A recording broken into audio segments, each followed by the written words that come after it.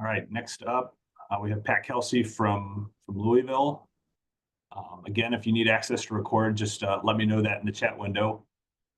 Uh, Here he is. Good morning. Good morning. Good to see you. Let me bring this up here. Again, if you have a question for Coach, use that raise hand tool, and we'll go right in order then.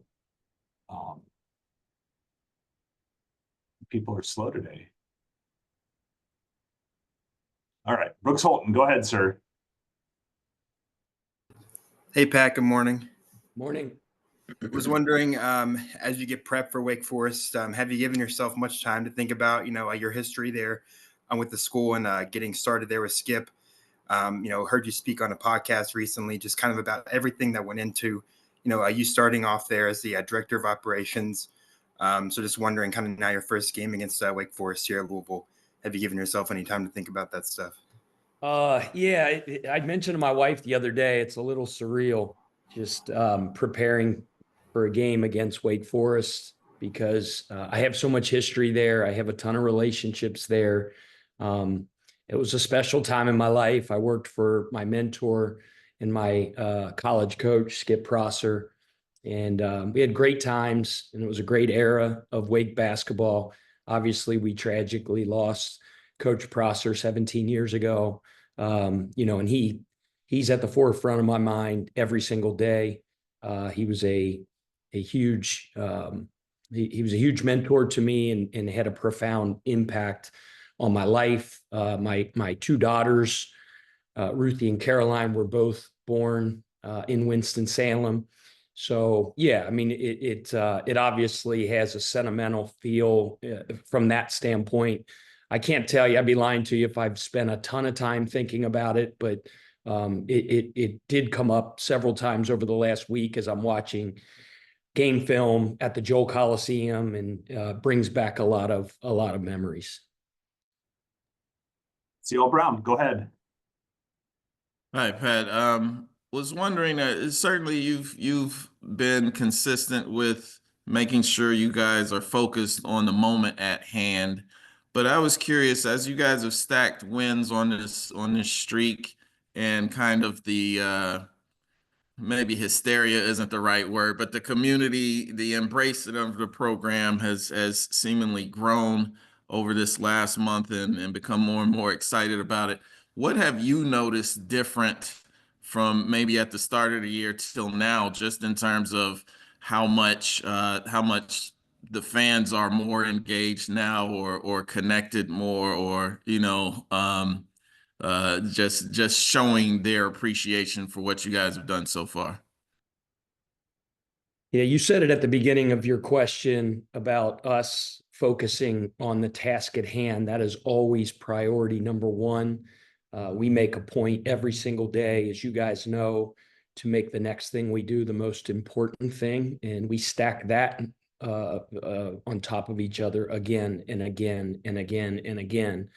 And I'm a big believer that that's how you create and have consistent results, not guaranteed results, but consistent results. So that's been the sole focus of our team.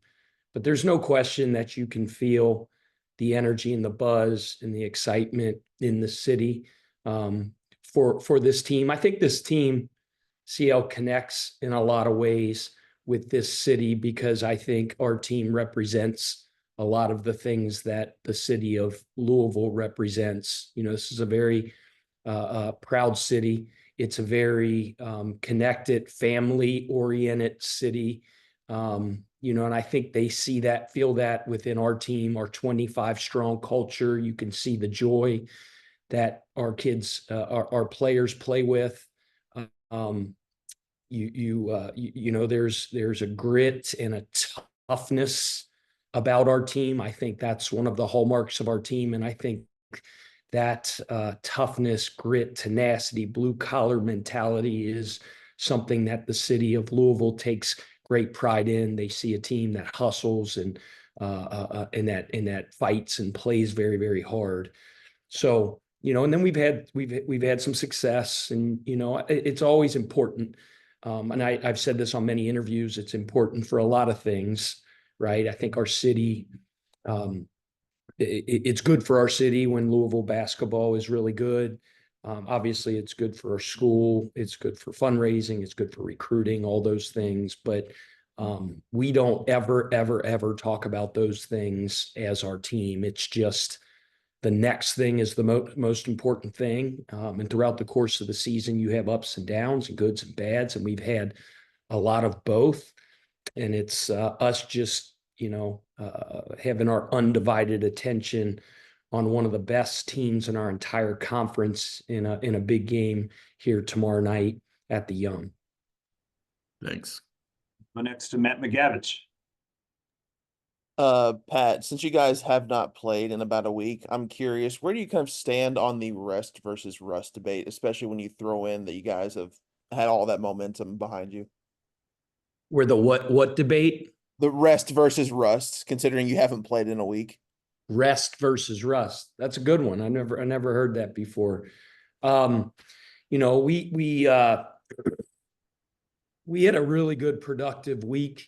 I mean, obviously this time of year, every team in the country has nicks and bruises and bangs and things going on. So, I mean, obviously it was important for our guys to have a bit of recovery on the front end because we needed a little bit. We had missed a lot of school from an academic standpoint. We had a bunch of, things that we had to catch up on. But we got right back into game prep mode these last couple days. We had a couple practices midweek where it wasn't opponent specific. It was us being able to just compete against each other, work on us, on our system, on the schematics of our offense and defense. And then, like I said, we got right back to game prep and got right back into that rhythm of getting ready from a preparation standpoint for a very, very, very good weight team. So, we were able to recover a little bit, but we compete every single day and had some knockdown, drag out practices where we got after it. And I feel good about our preparation the last couple of days. And just a really quick follow-up, how is Noah Waterman's thumb progressing, and do you expect him to play tomorrow? Yeah, I don't have any update on that right now. And I don't, I have no word on what he's going to, where he's going to be by tomorrow. He continues to be day to day. Thanks, Pat. Russ, go ahead, sir.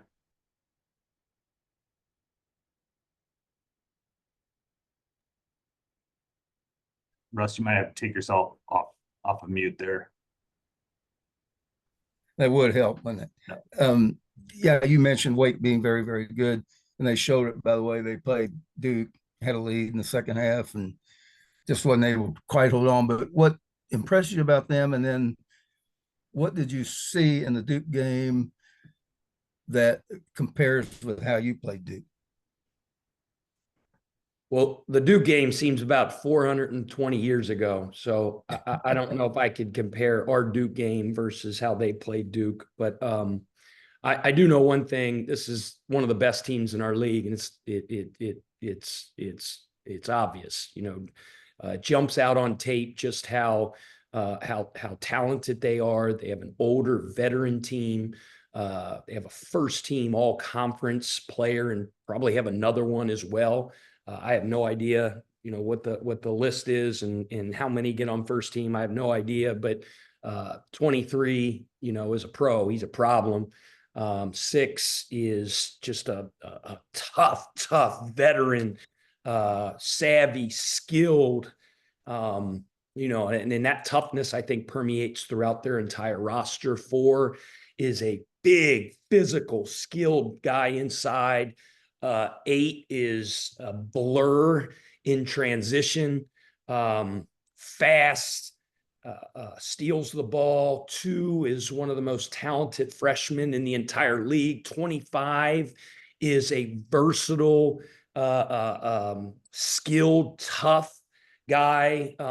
7 off the bench can really shoot. 0, big physical kid that can shoot off the bench. 1, really, they have weapons. They're playing their best basketball of the year, similar to us. They're one of the best defensive teams in the conference. They disrupt disrupt, they turn you over. They're physical, very good rebounding team. I mean, I could go on. And then Forbesy, I've known for a long, long time. We competed against each other with some knockdown dragouts when he was at East Tennessee State and I was at Winthrop. His teams are always well schooled, always well prepared, always tough, always dangerous. It's going to be a big time conference game in here tomorrow against two teams that are playing, like I said, their best basketball of the year. Thank you. Pat, thank you. Appreciate the time. We'll see you next week. Okay, thank you.